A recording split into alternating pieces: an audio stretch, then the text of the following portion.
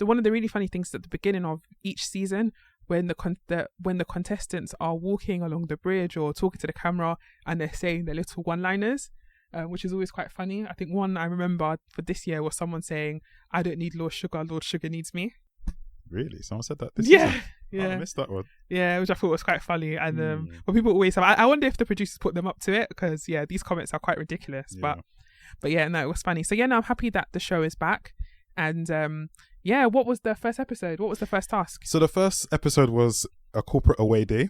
So the contestants had a task where they had to organize a corporate away day for some corporate clients.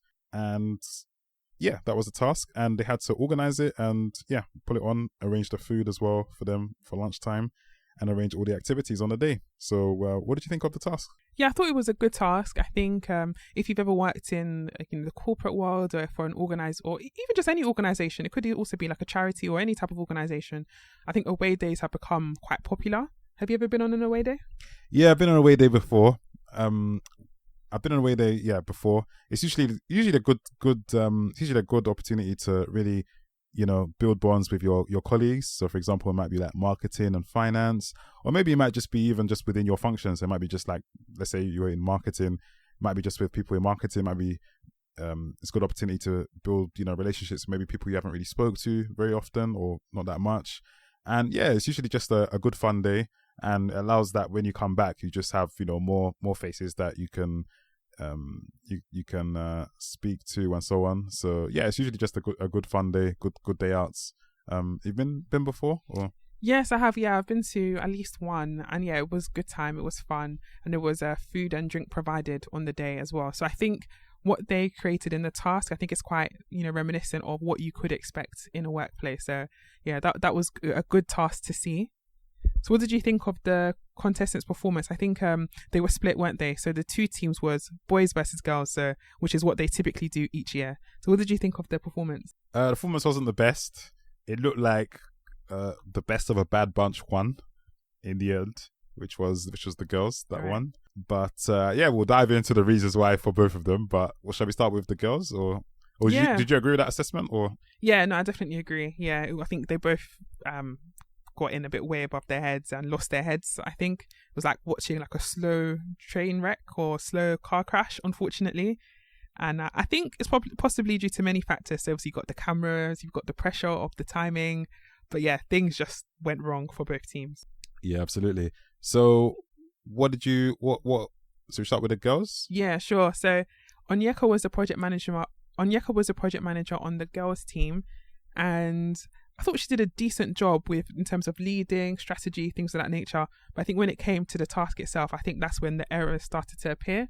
So she was on the corporate side, and she and her team helped to negotiate the fee that the corporate client would pay for the away day. I thought they did a decent job, but what did you think? I thought initially that they didn't do a good job, actually. I thought that they didn't do a good job originally. I thought they were like negotiating for like a luxury service, and I thought that they kind of reduced that the client wanted like sort of, it felt like they wanted like a Ferrari service but at Ford prices.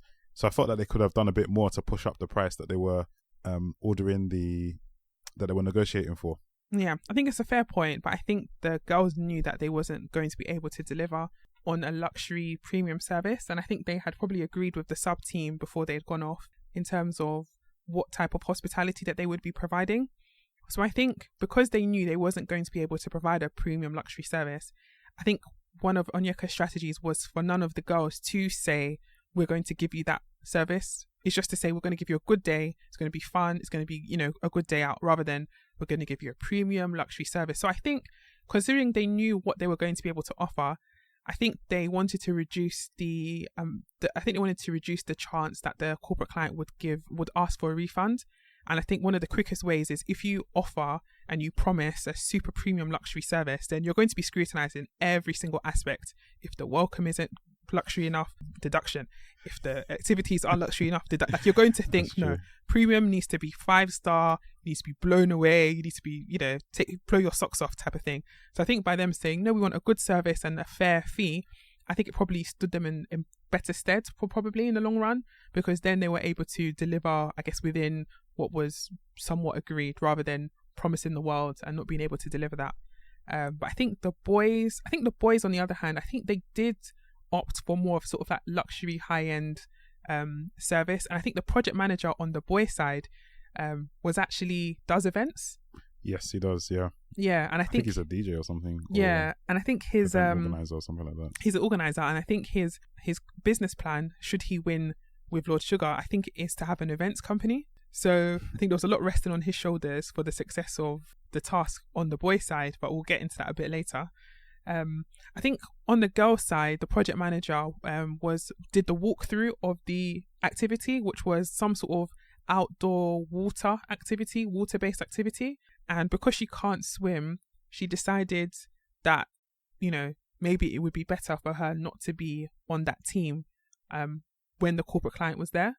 So I think the next day, with quite short notice, she decided to switch her role and move on to the hospitality team and move one of the hospitality women to her team, which sort of makes sense in a sense because she can't swim, but I think she could have still provided some encouragement and support for her team. And plus she knew the information that would have to be delivered to the corporate client. Whereas what it meant was that one of the girls from the hospitality team had to quickly learn the facts, that she would be given to the corporate client. And then it came across quite stale. I don't think the corporate client really enjoyed her delivery of the facts because, you could tell she's just trying to, it's like when you, it's like when you, what's it called? Scrum?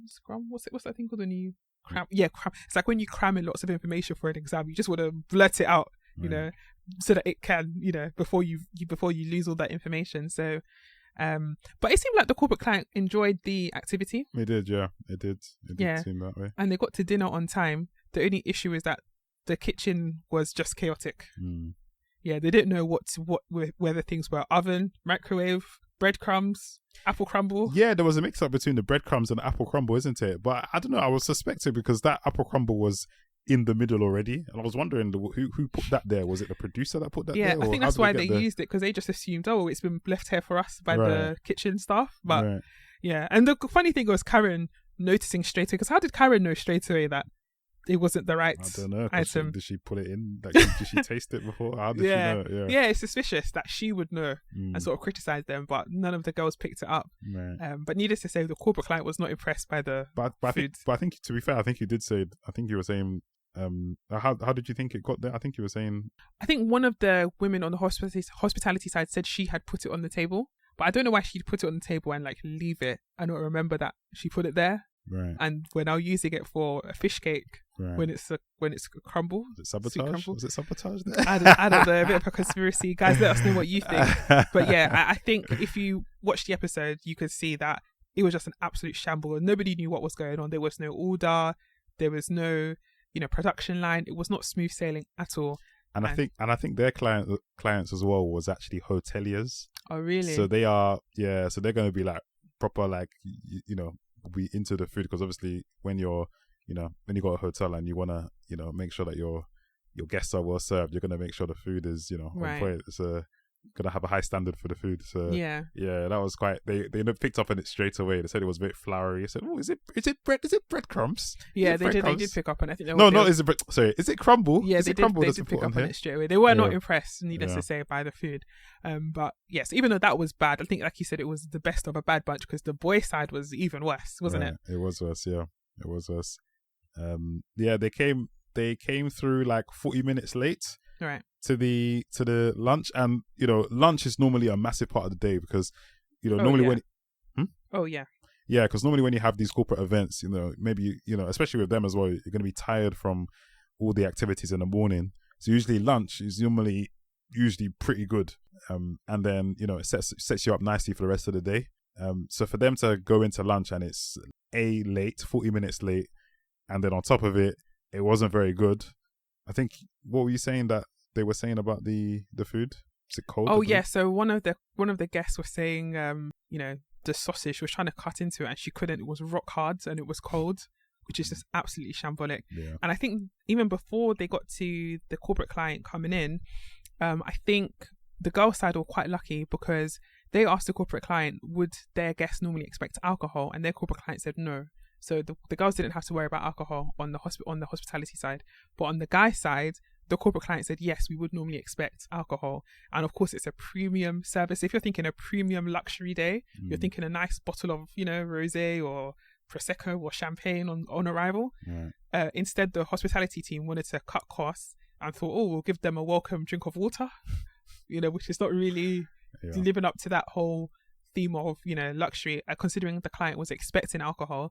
And it was actually a mix-up. So the vendor that Lord Sugar put on for the guests, for the contestants, in order to choose the food options and drink options, was actually offering Prosecco of £9 per bottle.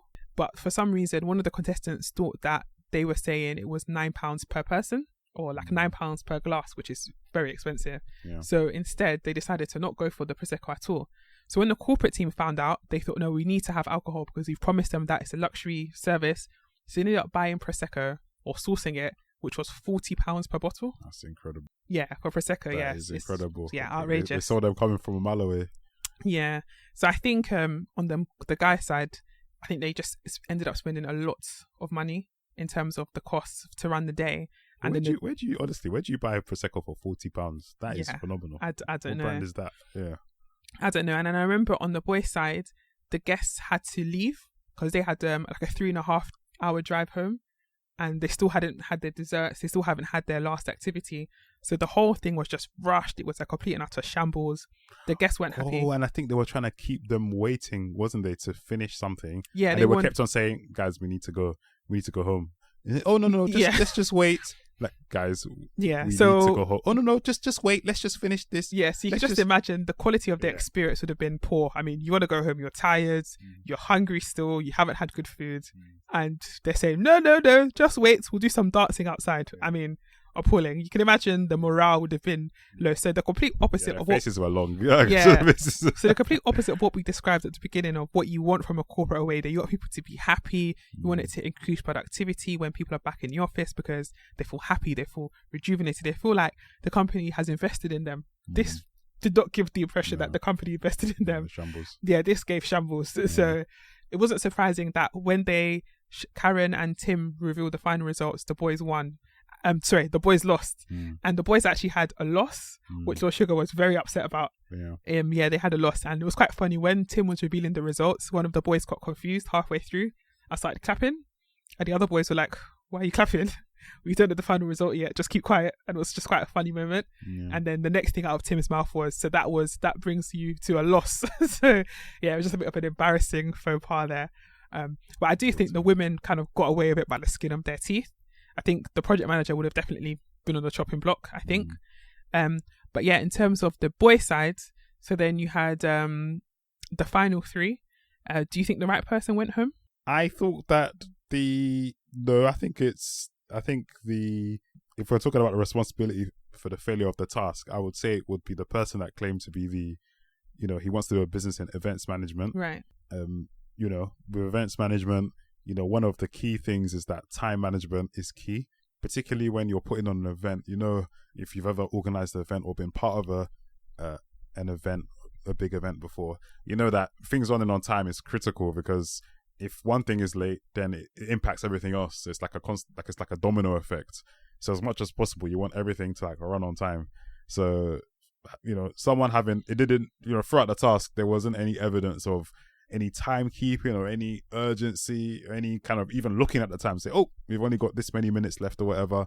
So yeah, that is definitely something I would expect from somebody that's organizing an event, or has an experience in organizing an event. So yeah, I think for that reason, I think the failure of task would definitely lie on the with the project manager, in my view.